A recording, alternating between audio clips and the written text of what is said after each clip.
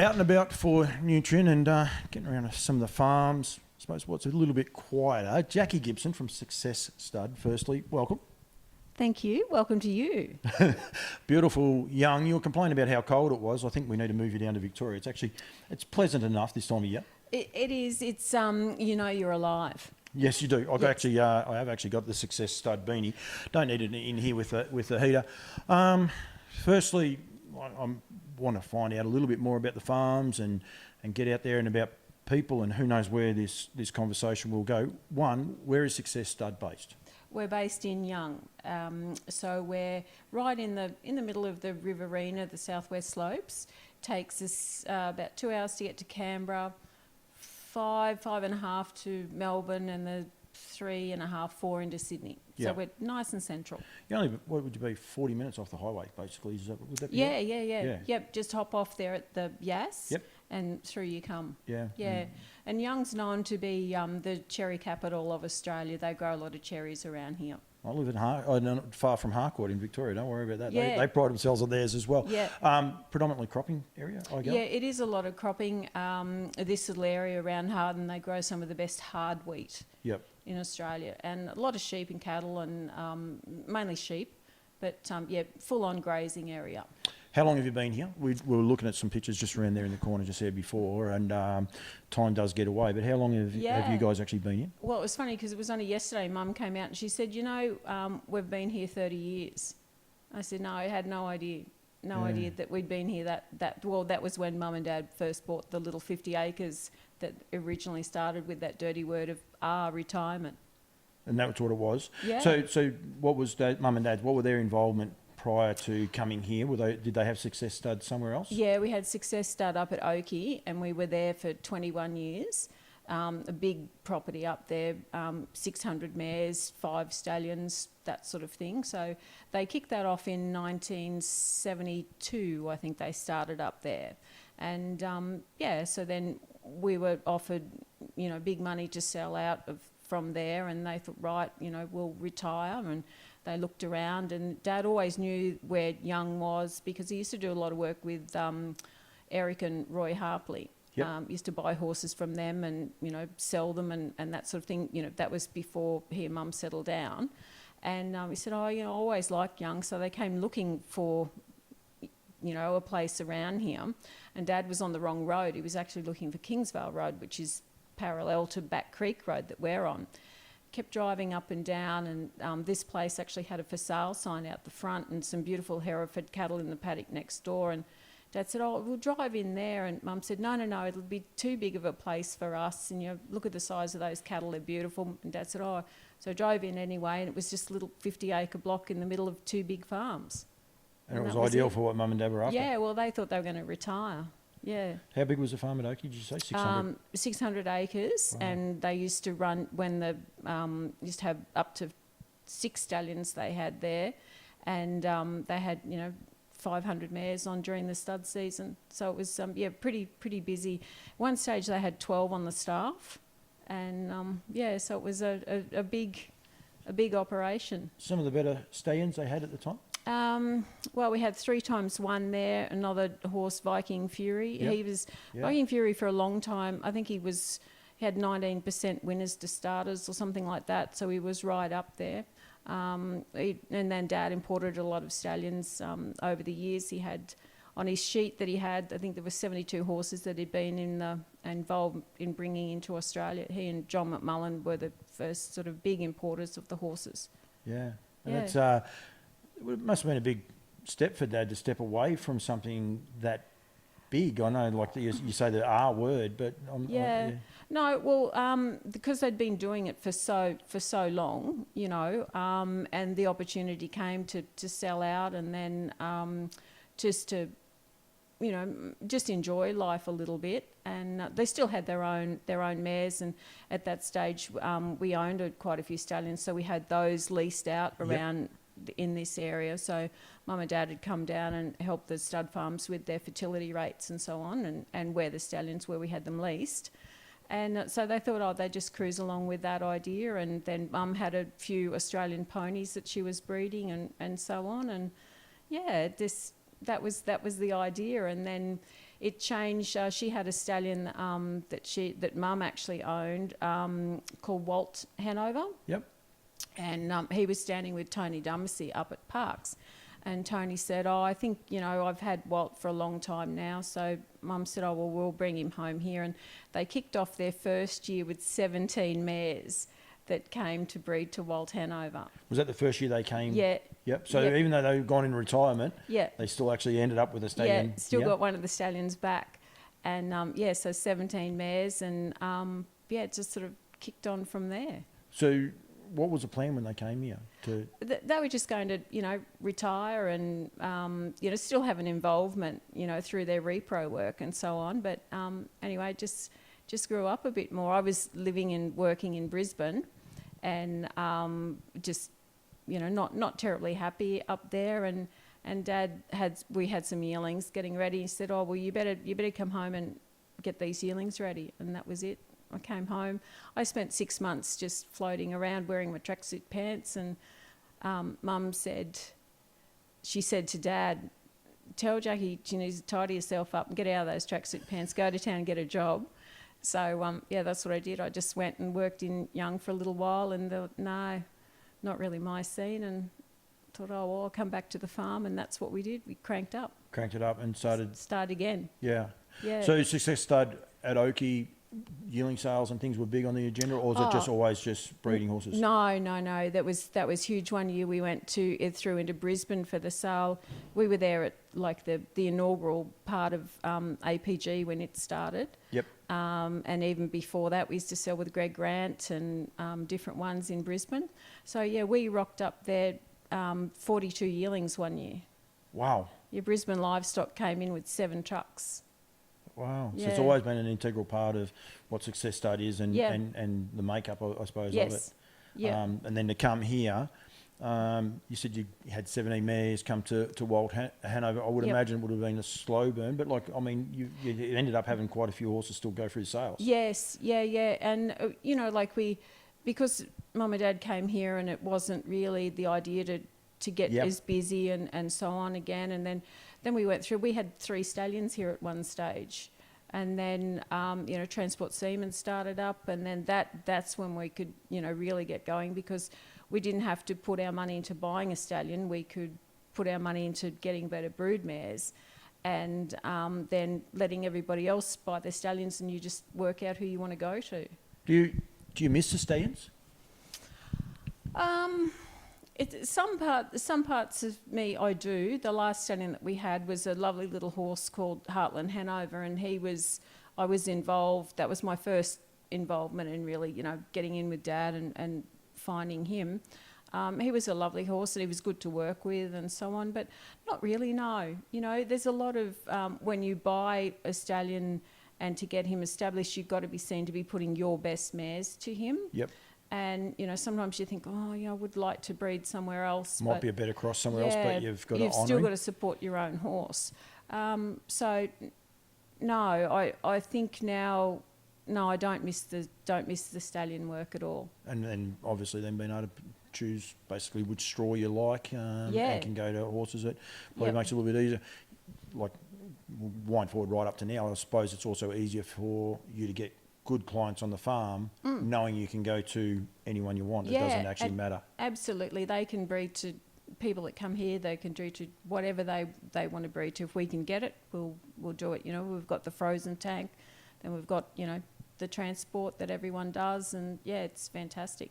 And something that you thought, like in your involvement in the industry, like I had a chat with Peter Judd, and they're basically the same setup as yourself now, where you're effectively a folding down farm that don't have, that service whatever stallions people want, and the likes. It's quite interesting. I hadn't thought about it until just sitting here with you now.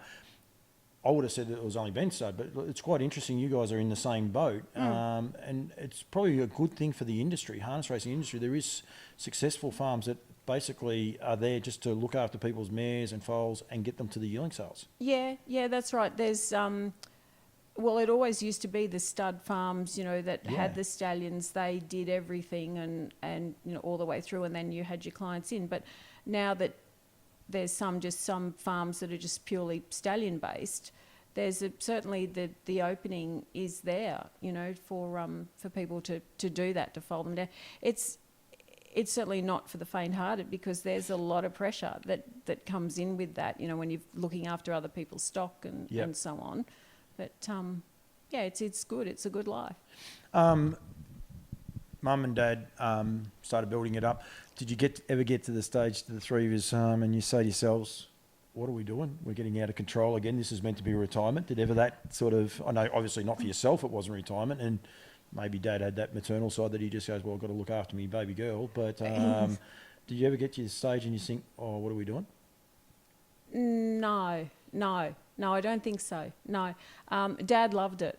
Yeah. Absolutely loved it. And Mum's a very good horsewoman. Yep. And so, no.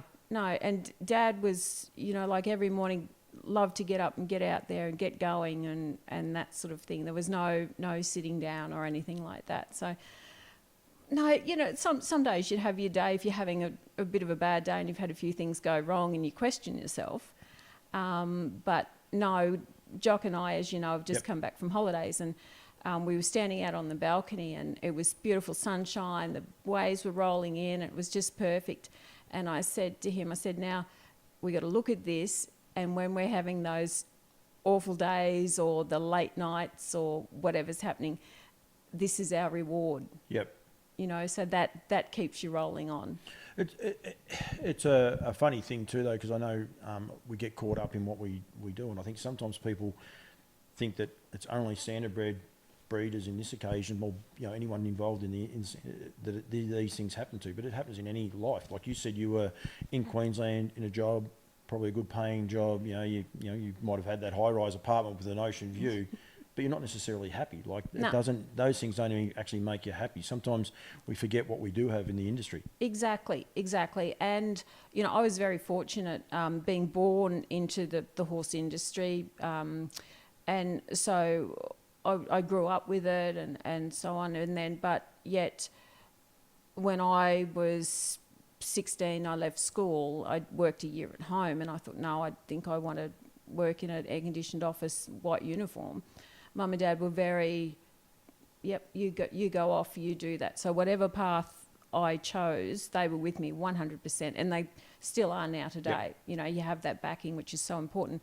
And it is important to go away and work for someone that's not your direct family, so that you know how to work as a worker, Yep. you know, what's expected of you and that sort of thing. So, yeah, I'm very, very, very fortunate. It's actually a funny thing when they're your own child, and I'm fortunate enough now with my daughter, you grow up and you all sort of do things, and Greg Sugars actually said it to me the other day, like he's trying to get Holly to go and work for him and I'm trying to stop it, so it's okay.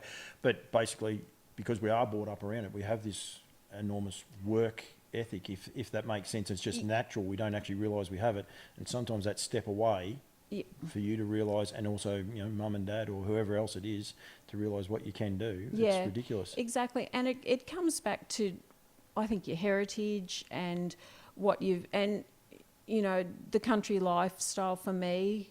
You know, I love to go to the city. I love to have a couple of weeks down there and, you know, all that sort of thing, and get a little bit urbanised, if you like. Yep. But still, it's I like to come back. I like to be hands-on. I like to, you know, see the four seasons, you know, across it. I like that.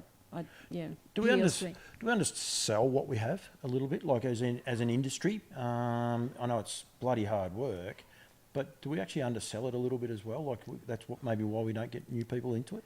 I think we might actually, when you think, you know, like we'll all say, oh, you know, it's pretty tough going, but there's a lot of good stuff. Yeah. There's a lot of good stuff out there. Like you know, it's such a privilege to breed these beautiful mares and see their foals born and walk out into a paddock of a really good, well looked after pasture paddock and see the healthy horses there and enjoy that. That's a privilege to be able to see that.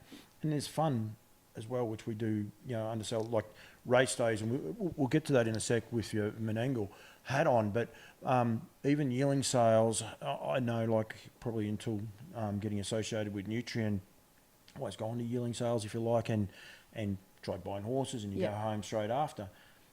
with this job that I've been able to have, you're finishing up a lot later, and you go back to the bars afterwards, and there's a lot of fun to be had. Good sales, bad sales. People still get together, Yeah. have a drink afterwards, chew a little bit of fat, and before you know it, it's actually a little bit of camaraderie and a bit of fun that we undersell. Yeah, yeah, exactly. And I think you've got to, yes, it is hard work, but you've got to enjoy it, and you've got to, immerse yourself in it. There's a lot of good times in it. Yeah, there is. And we go to the sales, and there's a lot of pressure on then too, and that's probably we commercial breeders, if this is your main form of income, there is, that's, and I think most people tell you there's a lot there. The pressure that's there is really there, and then when it's all over, it's like a release. Yep. And you just think, oh, thank heavens for that, or, whatever. And then you rock home the next day and you look at your foals and you think, who have I got next year that might be a top price? And that's one of the reasons I'm doing these now in the middle of winter, because if there's ever a time where there's no pressure on, you're not weaning, you might be looking at who to send your early mares to. Yeah. But other than that, it is, you've got, as you said, got back from holiday, Queensland, and, I know a few other people have been out and about. They've been the jet setting around because you've got that chance to catch up. The pressure part of that is something that has, I suppose, gets higher and higher every year, I would imagine, for commercial breeders like yourselves. Yeah, it does.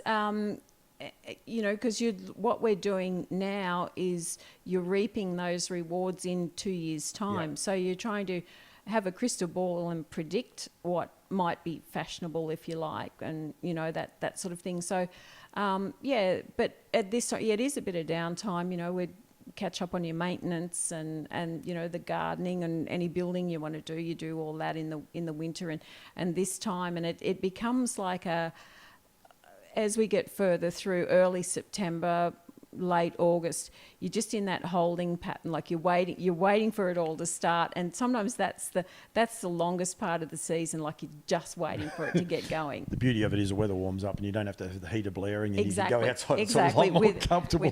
Going outside with 5 layers on. Yeah. Back here to the farm, like you guys have bred horses, like the Gibson name in harness racing has been around, since 72, so 50 years. Actually this year we celebrate 56 years in business. Yep. Yeah, so that's pretty cool to be in business for any length of time. But for you said there before when you had 600 acres, I imagine you had a heap of mares. Then you retire, or Dad retires, tries to retire if this is a retirement place. Yeah, that's it. But I would imagine you would have come with a small band of mares. Are you happy with one of the band of mares that you have now, and do you continually try to, I suppose, expand them and top them up? Yeah, we do. Every couple of years we go through, and there'll be a couple of older mares or something that just doesn't fit where I see where I want to be, and we'll sell a couple of those, and then we'll buy a couple in each year, and it's a turnover type thing. And I've taken a part out of the thoroughbred industry. They won't keep a mare for 15 years. They'll do a few foals and then sell, and if she kicks on and she breeds 2 Group 1 winners for the next person, fantastic. That's really good. It's about turning them over, and I really like what the thoroughbred people do in that regard. And it's something that doesn't happen in harness racing. Not a lot. You'll find that if we get it, and I'm guilty of it myself, if you can call being guilty of it, you get a line and it just works. Yeah, you cling to that. But there's other mares there that, you might sell on, they'll go to another stud or another person will buy it, or it, just because it doesn't fit your line anymore, it might be a real boost to the next person that's coming in, and they'll pick up that mare and run with her. Did Dad have rules, if you like, as far as in, I'm sure he had a lot of rules by the smirk on your face, but as far as in mares, did he have sort of these steadfast rules that you had to stick by with any horse on Success Stud? No. There's a story here. We're at the back of the crush, and he said, "Oh, Jack, can we get a free service here? And this mare's ready to breed. What's about there? Anything going on? I said, oh, I have to have a look till I see. Yep. Yeah.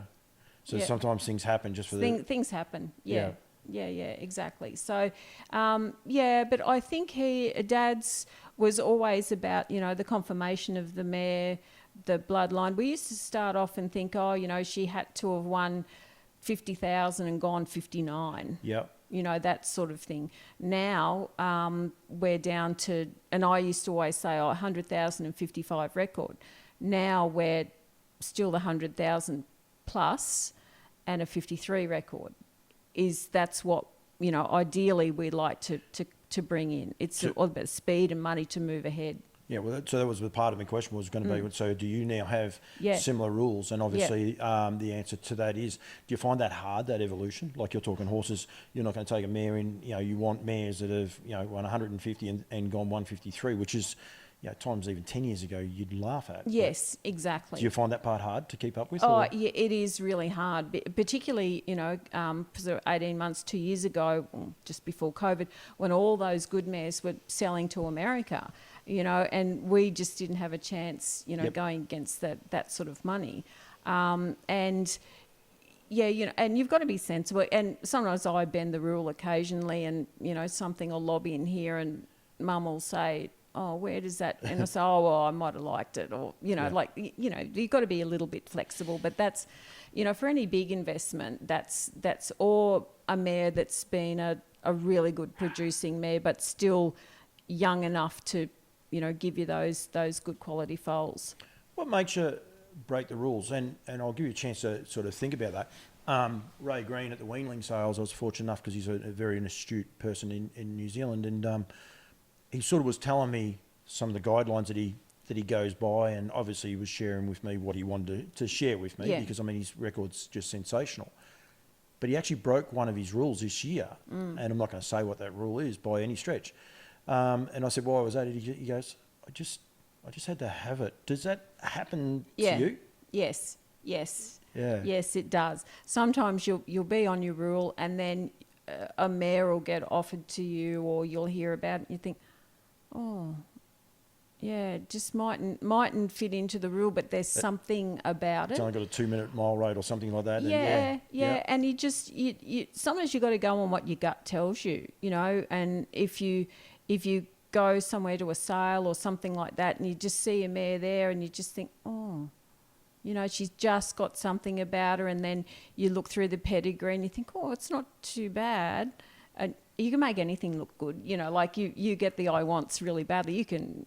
So is that when you say you look at a mare, and when we're talking yearling sales, you're probably talking fillies, but obviously later on, is it confirmation? Is it build, or is it they grab your eye and then you sort of look at everything else afterwards? Well, for them to grab your eye, they've got to have good confirmation and they've got to just have a presence about them.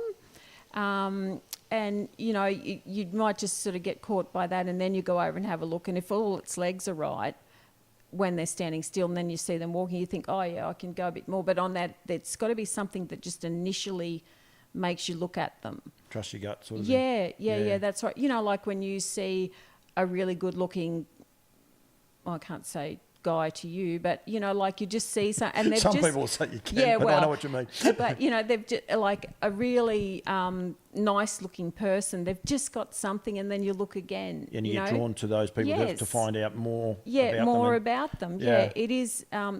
That's what I find. And I heard someone say once about when Christian Cullen was racing, and they were talking about his aura, and I thought, oh yeah, no. Anyway, I saw him at Melbourne when we were there and at Moonee Valley, and I thought, oh, this Christian Cullen horse.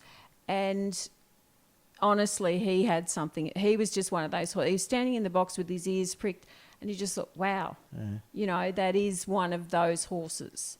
I was fortunate enough to see that very horse at Scott Dyer's and not groomed up, not ready for the races, and he still caught you. It didn't. Yeah, exactly. He was just that sort of horse. Yeah. And you go back to the human version, I think the person he was named after, Christian Cullen, had that same aura about him. He was that same sort of person that drew people to him. Yes. So, which is back to what you wanted to see. selling yearlings, how do you go about probably, I suppose, getting that same feel for the ones you breed yourself? Like, do you find it a little bit frustrating sometimes if you go out there and you can't get that wow factor, if you like? Does that make sense? Or when you have your own yearlings, trying to say, right, this horse is lovely and you can justify it, or do you try and look at them as that person's going to look at a horse for the first time and say, oh yeah, this one's got that little bit of something about it? Yeah. Sometimes you get owner's eyes, Yeah, and you think, owner's eyes, and you think, oh, that's got to be a good horse. But then when you being realistic about it and you put your buyer's eyes on, you think, oh no. And so sometimes there are horses there that I think, oh no, that's not really my style. I don't really like that. And there might be nothing wrong with it, but it's just something just doesn't work for you. And that's, and then I've had beautiful yearlings at the sales, and you think, oh, this person who I think is really not their cup of tea. And that's fair enough. Do you juggle with that? Like, do you find that personally hard? Like to sort of work out what everyone wants? Because I imagine when you've got yearlings, when you've got a draft of yearlings and you have McCarthy's or Tonkins coming through, you're sort of hoping they like 100% of every horse that comes in. I know we all know that will never happen. Yeah, but do you juggle with that? No, because you've got some buyers that come in, what they like. Yep. You know that they like a big, rangy, tough horse. You know that someone else will like a sharper, smaller, prettier horse. So what they like and that sort of thing. And then you'll have a horse that you'll pull out for someone and you just think, oh, I don't think they'll like this, and they love it. Yep. So that can, just sort of They obviously change. get that what we were saying before about those mares, there's something about it. Something might about break all their rules, but they like it. Yeah, exactly. It's one of the, again, we undersell this game so much, but that is the mystique of buying a yearling, and it doesn't matter thoroughbreds or standardbreds.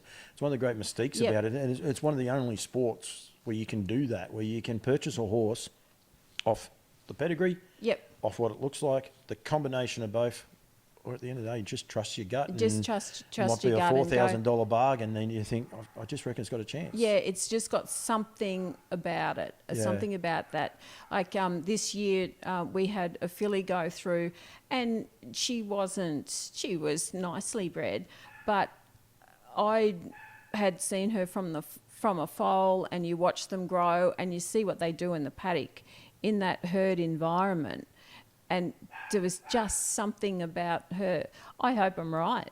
I'll tell you if I am right later. Yep. But there was just something about the way that she covered the ground and that sort of thing. And that's what you look for, when you're out there looking. Sometimes those foals and the good horses, they're straight right from the get-go. Others will just grow on you a little bit. But when they're in the herd and you see who's the first to the feed bin, who leads them out the gate, who when they play, who's the leader out in the pack, or who rounds them up at the end. Are you ever learning? Do you continue to learn? Oh, all the time. Yeah. All the time.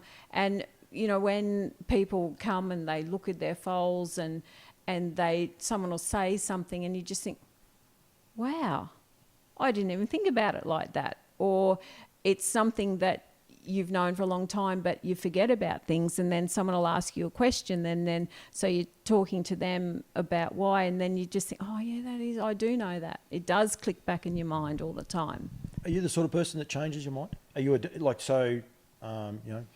first time you meet me, you say, I don't like Paul Campbell, and then after, can you do that with a foal, that you can say, I think that one's going to be in trouble, but then after a period of time they start showing you stuff, you can change your opinion of a horse? Can you do that? Yes, I can. I can. Because some people can't. There are some people that their first impression is the only one they want to go by. Yeah. No, well, I've got a foal this year, and I thought, I was a bit disappointed when he was born.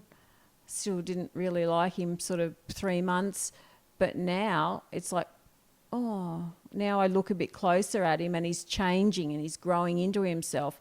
I quite like him now. Yeah. Yeah. And that's the same as, because they're all individuals, these horses. You can't just put them all into That's why good trainers are good trainers, because they teach them all and treat them all as individuals. Yeah. Yeah, and they are individual horses. Do you see so many traits with your families? I've got so many questions in my head running around. I Yeah, miss yeah. half of them.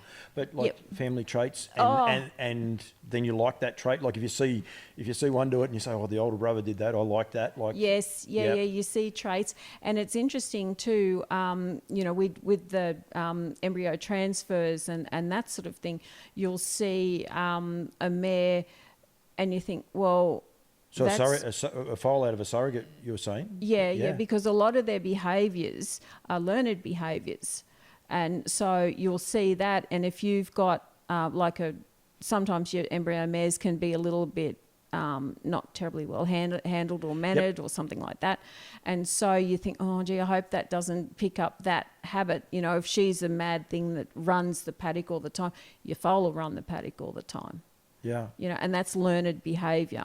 Do you get, just on that then, do you still get the hereditary behaviour as well though, like through those surrogate mares? Yeah, because that the cell that's in there doesn't pick up any DNA from your recipient mare. Yeah, okay. So there's nothing there, but the learned behaviour can come out. Yeah, for sure. That's why people will say, "Oh, we're looking for ET mares or something," and you might have a mare that you think, "Oh," and then I think, no, I would hate to get that mare back carrying my foal, because you invest so much money, into getting an embryo foal. So you want to, when the mare comes back, your recip mare, you want to be able to catch it. You want to be able to do things, because if you can't catch that mare, and that's got your, for your Bettor's Delight or your Captain Treacherous foal in it, you just think, oh, gee, I really need to be able to do something with that. Yeah.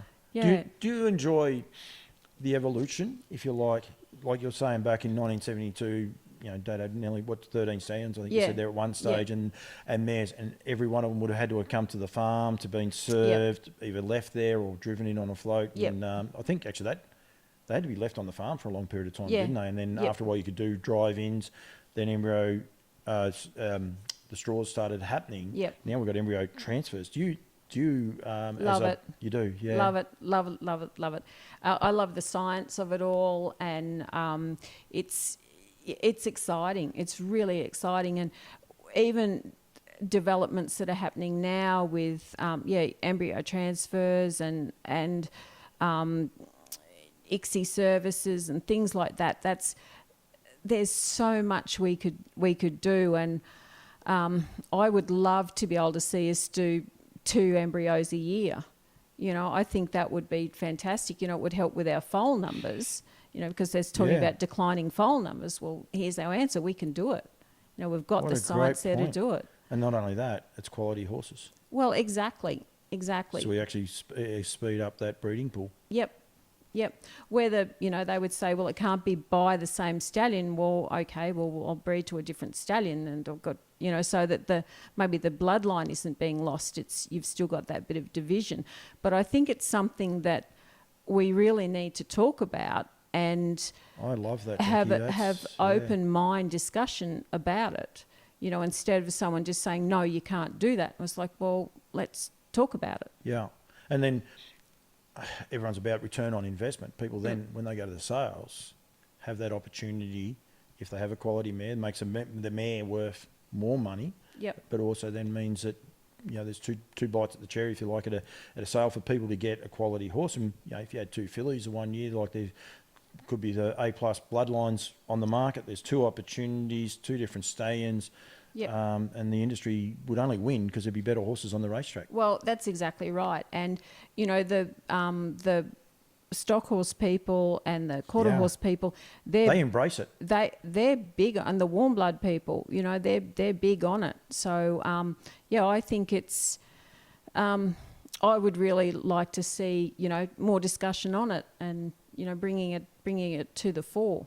People would say about the expense of that, but it's no different to when we're starting to do AIs and things like that, there was always these expenses. They get cheaper and cheaper as more and more people develop and understand how to do it, and more fail-proof, if you like. There's more positive results. Again, frozen semen, everyone says, oh, it's so hard to get them in. Yep. No one even mentions that nowadays. No, that's right. And Marshall Dobson, who's a guy that a lot of standardbred people will know, he used to talk to Dad, probably 40 years ago, and he laughs about it now because Marshall rang Dad one day and said, what about if we got semen from a horse in America and shipped it over here? And Dad said, Marshall, don't be so ridiculous. That will never happen. Yeah. Here we are now today. Yeah. It's really exciting, and our people that are in our industry and in all horse industries, their education and the research. We've got some of the leaders in equine reproduction, no matter what breed. And it's there. Yeah. You dabble in thoroughbreds. We were talking out there when we had the coffee. You've got one thoroughbred, Yep. well, so you think, or stallion that I absolutely loved. What do you think they would say to what you've just said then? Because they won't even do AI. They're absolutely horrified. Yeah. Did you discuss that with them?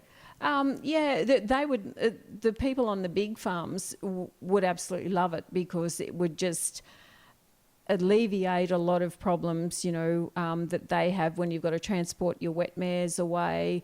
There was a time, I think still some people do it, where they just, the wet mare, they leave the foal at home to drive the mare down to, if they've got to go to Scone or wherever and get it back. Yep. Such an easy job. And the way that, because we've been doing it for so long, the standardbreds, it's set up ready to go. It's how easy. They just step in and... all the kinks in the armour have been ironed out. They can say, right, well, this is the model we now follow. Yeah, this is how we do it. Yeah, for sure.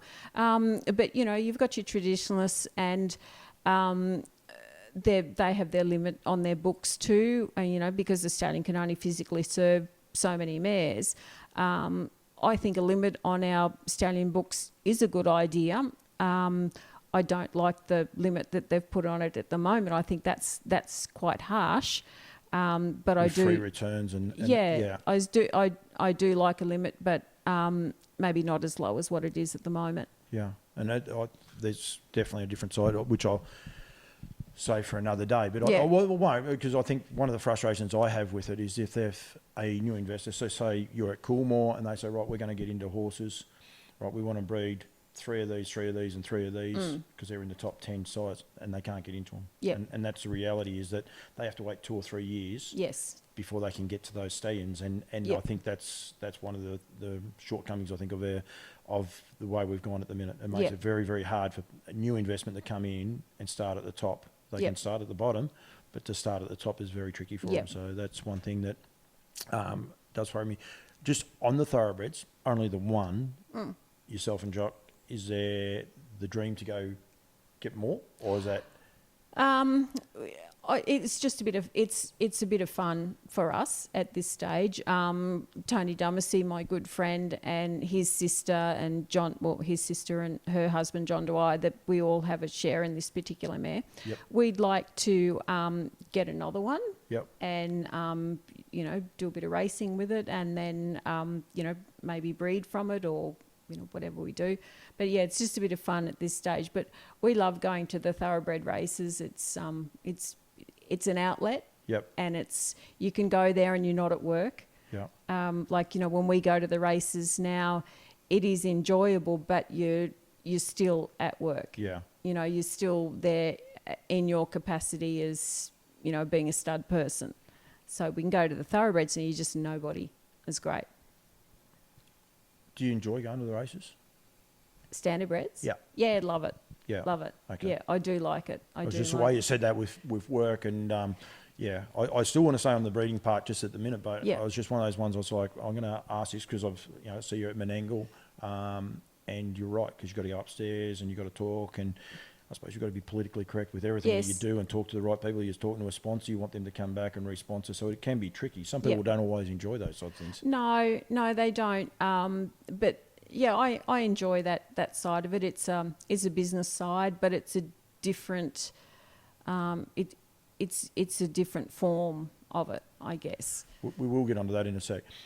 You said there before about 2IC, and Dad was basically at the back of the mare, and I gather when you said what free service, it wasn't so much what can we get for nothing. It was, do we have a straw sitting there from a stallion that we can put into this mare? Pedigrees, is that something that you're big on, and was Dad big on it? Like, Yes. and that mare was just that one example? Or? Yeah, for me, it's about conformation and temperaments. If you've got a hot mare and you know that stallion throws hot horses, maybe don't put those two together. Yep. You got two little horses, don't put those two together. That sort of thing. But now it's they talk about the niches and things like that. We're all after that niche. I think there is a certain amount of clicking with some bloodlines, and I do like to follow that through. But yeah, it comes down to what we can afford too. Yep. You know, really. Do you actually do the pedigrees? Like, as in, so do you follow the stallions, or Pete Judd said the other day, he used Testamate, I think it is. Tessio, one of those things. To do his. Do you actually do it yourself, or do you have other people help you? I have 3 people that I trust, and I'll send my list of mares through, and I say, what do you think? And then they'll give me their ideas. I'll have my own ideas, and then they look at it with different eyes. Yeah. And sometimes we're all on the same page, and I think, right, well, I'll go that way. But I can't do it all by myself, so I do value their opinions. Is that important?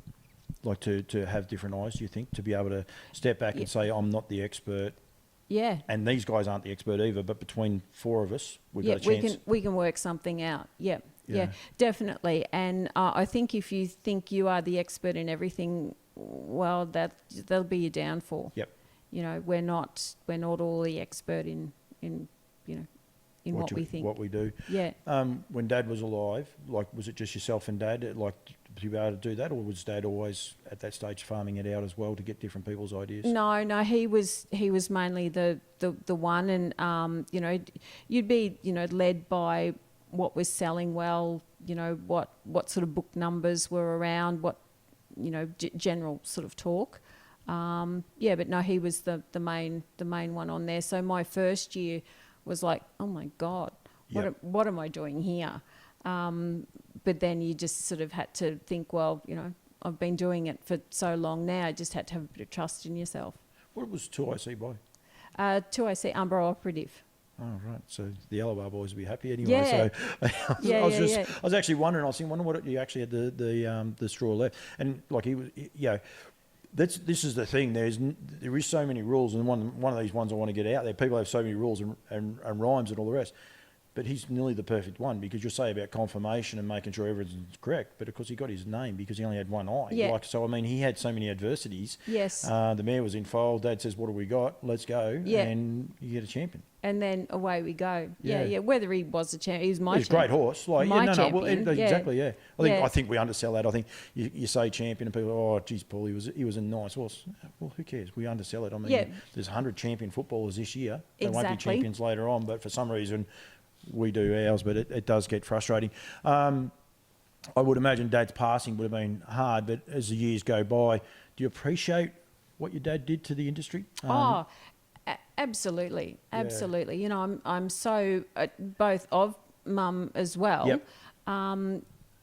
So proud of what what they achieved, and definitely. Like this is here because of his foresight and their passion.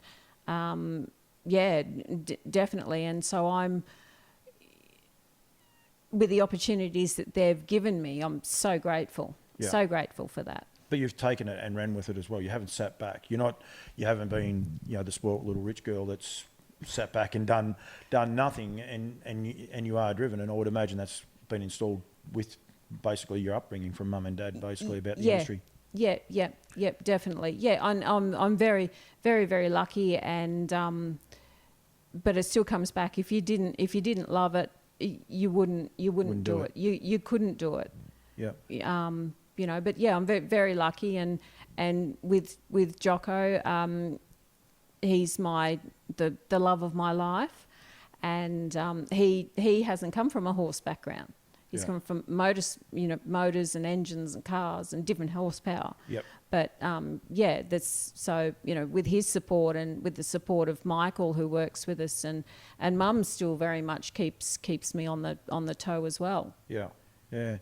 Jocko's a good welder too, because I think every time I've come here, he's been welding. So Been welding something, and he is so precise. Anything he does, he just does it perfectly. I'm going to bring a bike next time I come, but I'm scared about riding with him because I think he'd be a bit too precise for me on the bike riding too. So gosh, yeah. Well, I bought a bike because I thought, that'll be nice. We'll be able to do that together.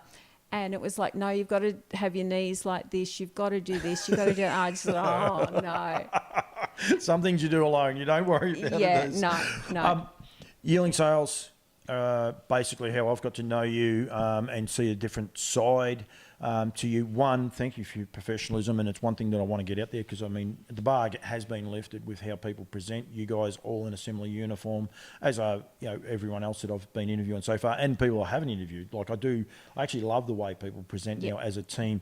Thank you. But the yearling sales are an integral part of Success Stud as well, and have been for as long, like you say, 42 at one stage.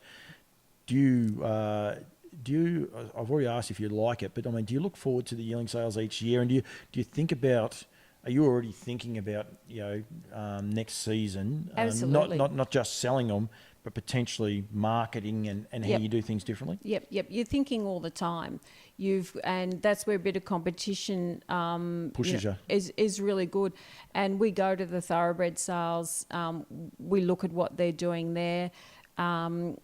We don't have the budget of what the thoroughbred people do, but it's just about being the best that you can be and put out there. And I am so proud. It gives me such a buzz when I see my crew walking along, first couple of days in their t-shirts, the white JGs on the back, and then Psalm morning they done the boxes, got the horses ready, they go and put their uniforms on.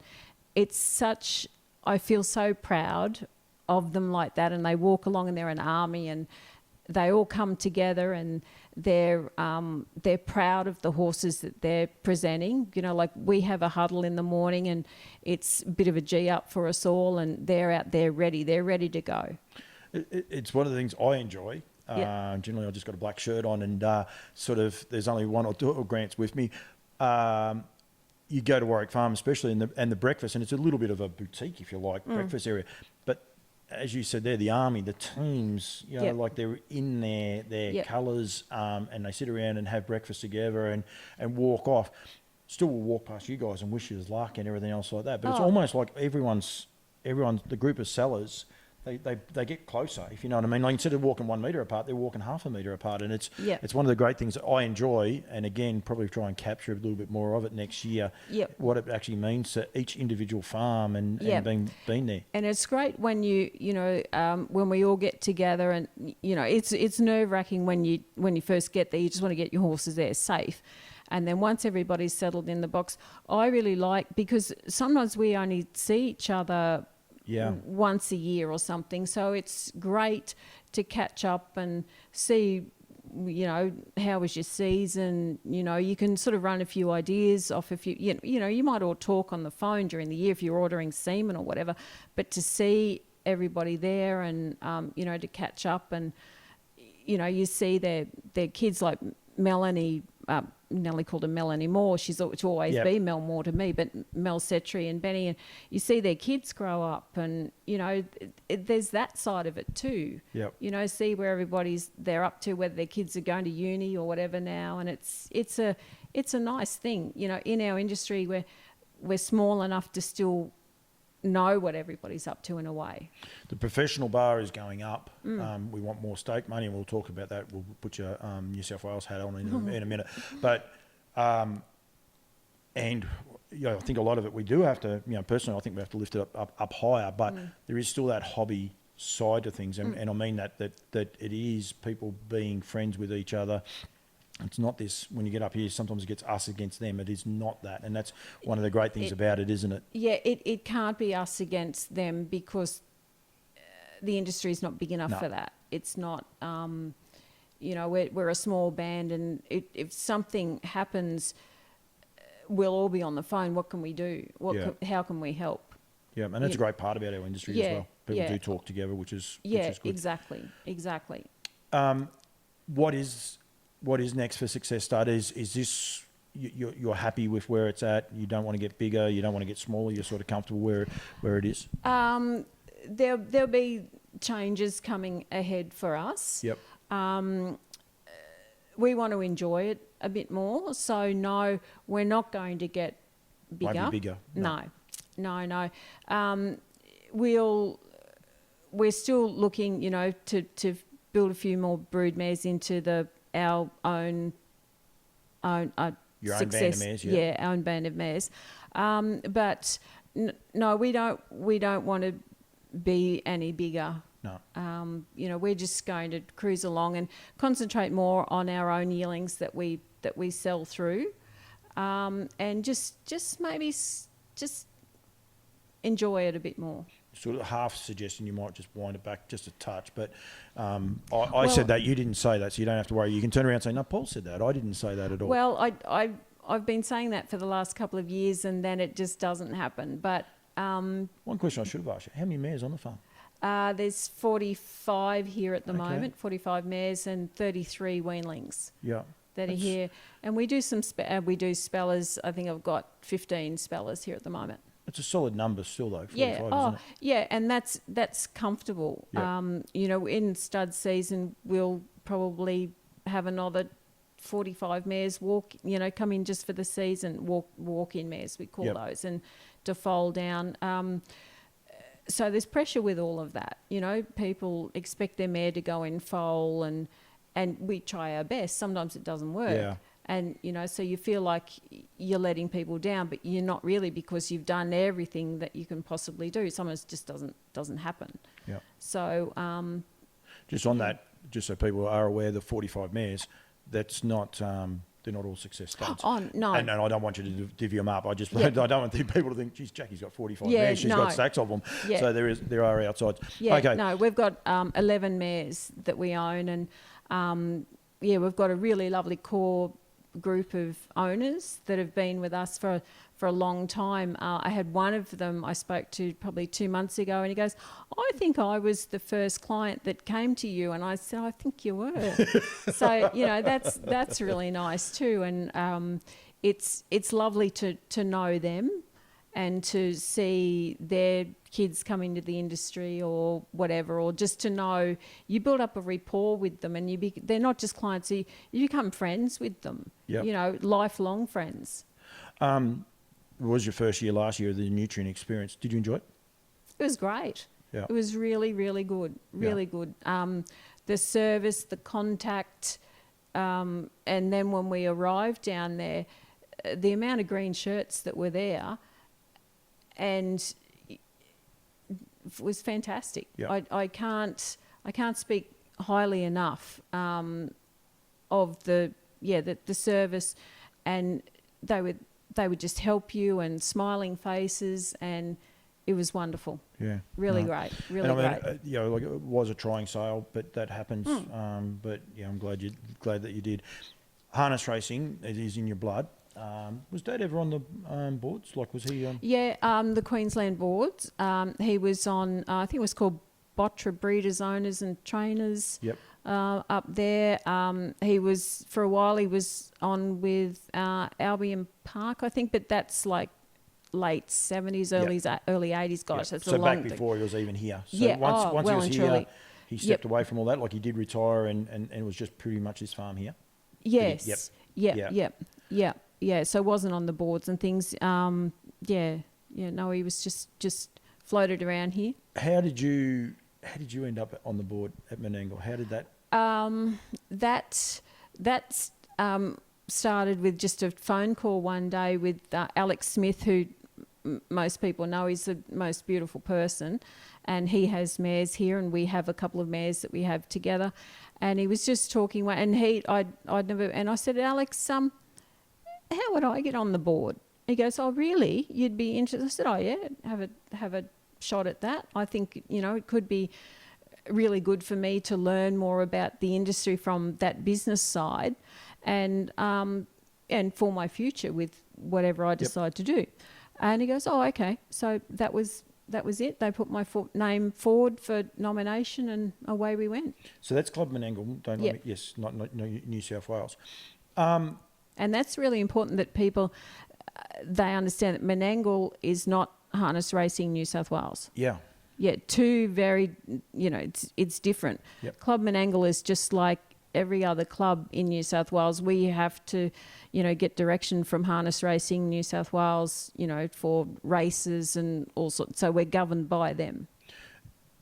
You would have probably gone in there, you said there, to learn. I would imagine you would have had your breeder's voice on, and you probably had your ladies, your female voice on as well, ready, depending on what was going to happen.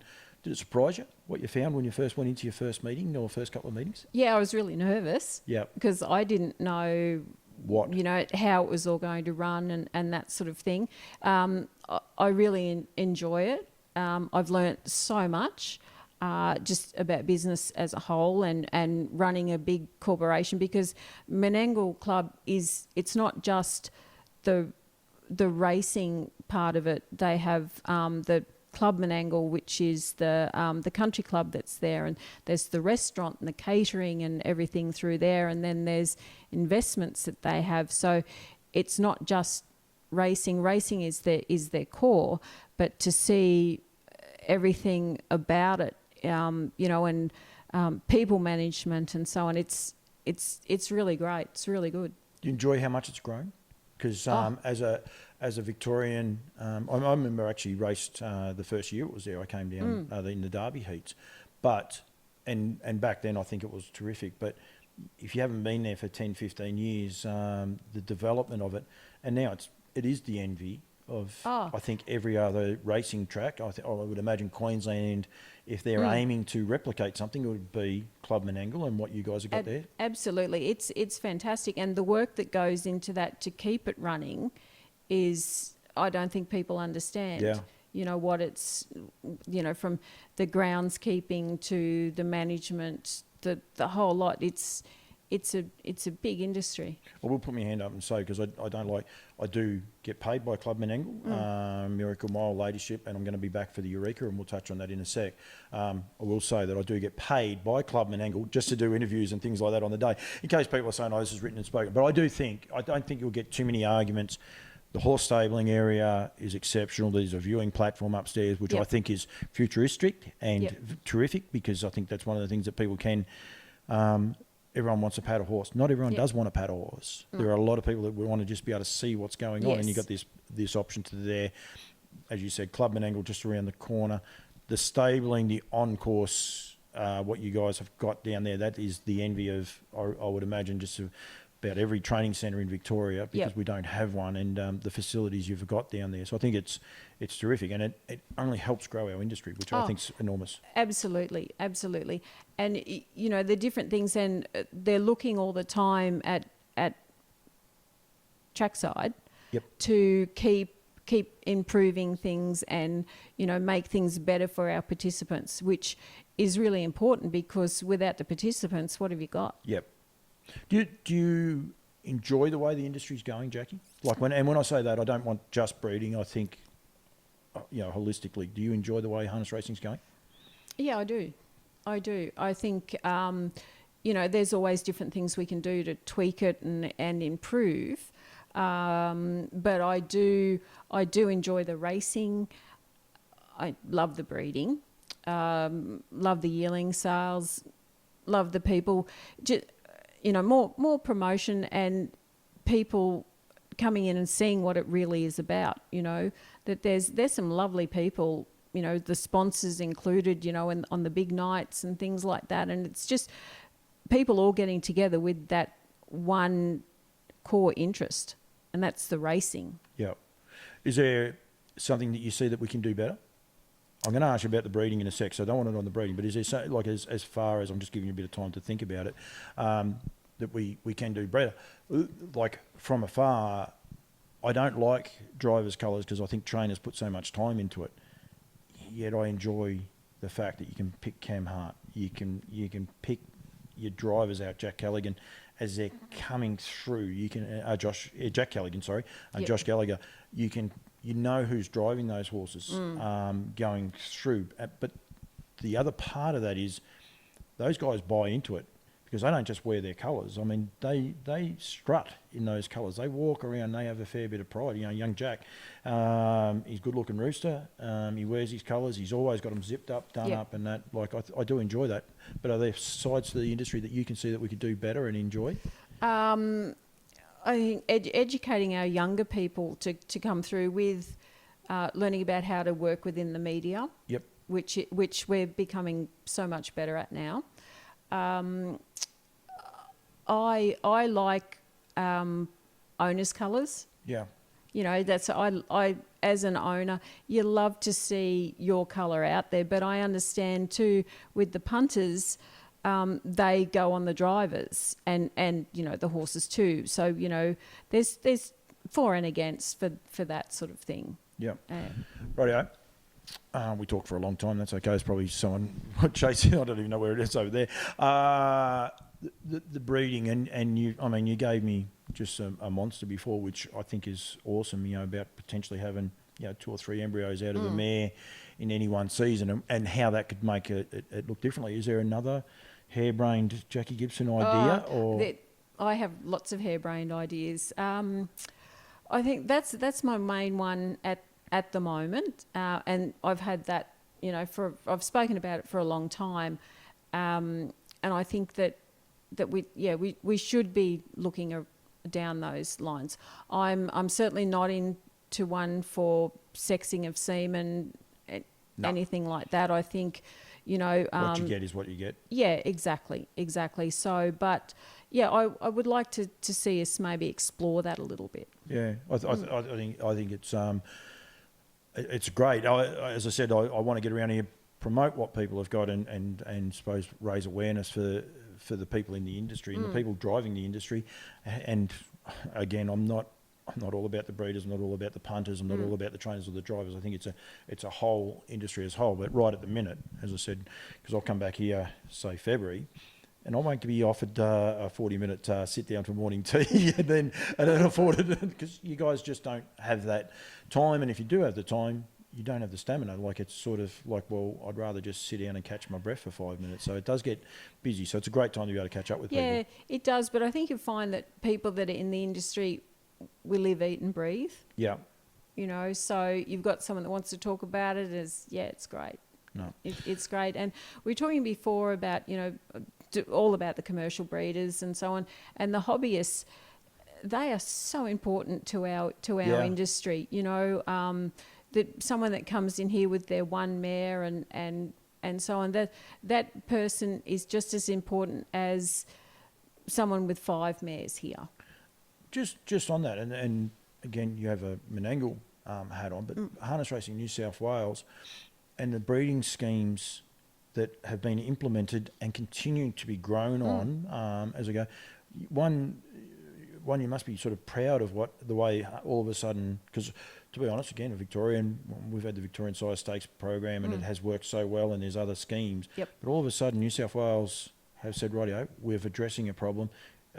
Are you proud of that and enjoy the way that's going? Oh, absolutely. You know, that's really saved us. And another thing which is sort of on the same path, I suppose, I'm so proud of what Cobbity Equine Farm with their race that they've got going. And then, of course, harassed trotters as well. They've got a trotting one as well. And then you've got Lower Long Farm, Northern Rivers.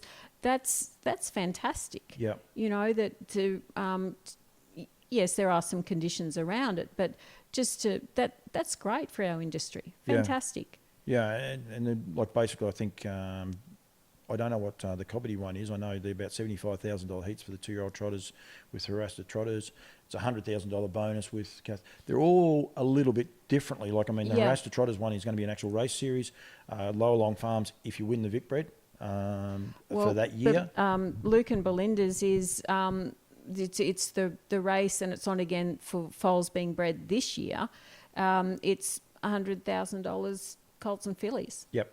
but you've got to be by their stallions. Stallions. Yeah. So how good is that? And then they do a great job with their stallions because, they've got imports, Captain Midnights, McWickeds, those sort of horses. But they've also still got, for a reason, Bling It On, a horse that they raced, trained, broke in. King of Swing. Yep. And, he hasn't hit the ground, but those two horses, for a reason, and Bling It On, the job they do is just enormous. Oh, it's incredible. It's incredible. We covered a lot of ground. I nearly forgot the Eureka coming up very shortly. Lot gets said about it and the rest. Are you excited about the race and the build up to it? Yeah, it's something that harness racing in Australia hasn't seen before. Yeah. You know, it's super exciting, and we don't know where else it could lead to. What other spin-offs could there be? You know, and the fact that we've, got John Singleton from the Thoroughbred, that's going to open our industry up to a lot of thoroughbred eyes, which is super. Yeah, and a lot gets said that, he hasn't done a lot just at the minute, but it hasn't been race day. So we need him to experience that race day and experience what it's about. Exactly. I think as we stand now, there must be 57 days to go until it's on. I know that the guy that's in charge of our catering and hospitality, he knows down to the day. Yep. Of how long we've got. So, I better check that up because I'm actually meant to be working there. So Jess will tell me off. Jess will tell me off if I She'll don't be have on that to enough. you. She will too. She's actually a ripper. Jess that does a great job. But I can't wait. It'll be so good, and mainstream media is just going to give us exposure. Incredible. It'll be fantastic. And there is also the spin-off of it off. You were up at Gold Coast just recently, but this Queensland Winter Carnival and like Leap to Fame and all these horses are going around now. I think there's 3 slots left to be taken up. If a horse happens to beat Leap to Fame, so they're not only racing. So Queensland all of a sudden has so much more meaning to it. Yes. And that's the build up to this race. Yeah, absolutely. And we spoke briefly this morning about the Eureka, and it's we're just being the girly line. I'm just waiting. There'll be a mare pop up somewhere. Yeah, it's something you want too. You want to see that. Absolutely. It happened this year with the race. Yep. That all of a sudden, not being disrespectful, but there wasn't a standout next. I think they had a horse scratch, so they decided. Well, the horse that won she won the New Zealand Oaks the year before. And not only that, she's a little bit of a quirky mare. Has a lot of ability. Unfortunately, she galloped. She was going to run third, and she galloped on them. And that quirkiness comes back into it. But it did throw that intrigue because all of a sudden everyone sort of thought, well, we're a chance of drawing here, and here. And then it was a last-minute thing, and they said, right, and then they got barrier 1. Yep. And that can happen. So there is a intrigue. Do you enjoy slot races? Do you enjoy this, I suppose, era of new races? It's something new, and it's a bit of change in the wind, and everybody gets a bit freaked out by change. But I think it's something that we should embrace and see where it takes us. Risk of getting hit here. You are from an older generation. Do you enjoy change? Because I mean that in a nice way. Because younger people are basically. Well, they command change. T20 cricket and things like that. Oh, absolutely. I think my formative years, can we say? Yep. A lot of changes happen, in the last 20 years. We went from a fax machine, all sorts of things. Mobile phones. Yeah, change is good. Yep. Change is good. Yeah, you know how many times fax machines come up with conversations I have with people? Really? Say, oh, yeah. Everyone says, I remember using fax machines, and I know my daughter, and I reckon a lot of us would be like, a what? Like a what? A who? Yeah. They got what no is idea. That? Jackie, thank you. I reckon I could chat to you for about another 2 hours, 3 hours, but I really do appreciate it. Well done for everything that you guys are doing here. I encourage people to come. Like within the next couple of months as well, and have a look and sit down and a coffee and learn a little bit as well. Like, and when I say that, they don't necessarily have to learn off you. You can learn off them. But I mean that change of absolutely, and it's great when people come in and see their foals and so on. And I love it when someone comes in and they walk around the corner into the mare barn and they can't wait to get in there and see what they've got. And that's a really lovely feeling, to share that with people. And when you let the foals out into the paddocks, our protocol here is that they have their first night in the box, or everything's good plus their blood test, out they go into the little front paddock that we drive past a million times a day.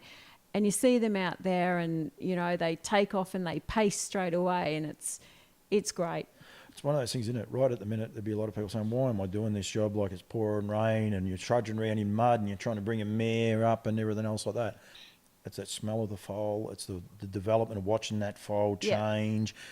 It's the selection. There's something mystique about breeding, and I think we undersell it way too much. Absolutely. It's a beautiful thing. You know, like we would have seen thousands of foals born, and it's that first nicker that the mare does to the foal, and it nickers back. Every time it gets me. Yeah. Gets me every time, you know, and it's such a special thing. And sometimes I'm out there and I'm so absorbed in the moment, I think, oh, I forgot to video that or something. And then sometimes I'll get the video of it, and it's a very special thing. I'm always going to video one of ours having its first suckle. But there's this build-up anticipation, waiting to see them actually make sure they get on the teeth and have that you're like, oh, I've got all the cameras and everything. They could all be, but I don't have them out ready. But it is a unique thing, isn't it? This euphoria of watching them and waiting for everything to happen. It is. It can when you've got a foal that won't just actually hook on for straight away. That's so frustrating when you're out there and it might be 3 o'clock in the morning. You think, oh, just please. But Marie has this bad habit. She has her tongue, and she plays with her tongue. She's like, get on it, and you can see her moving her own tongue, trying to will the horse onto it. It doesn't happen. Mine is the roof of my mouth. You know, like you're there and you just, oh, please, please. But it's a very, very special thing. Nah, we've got to keep selling it, Jackie. Thank you for everything you do with harness racing, and I look forward to catching up with you. Absolutely, welcome anytime. No, thank you very much. Thanks, Paul. Thanks.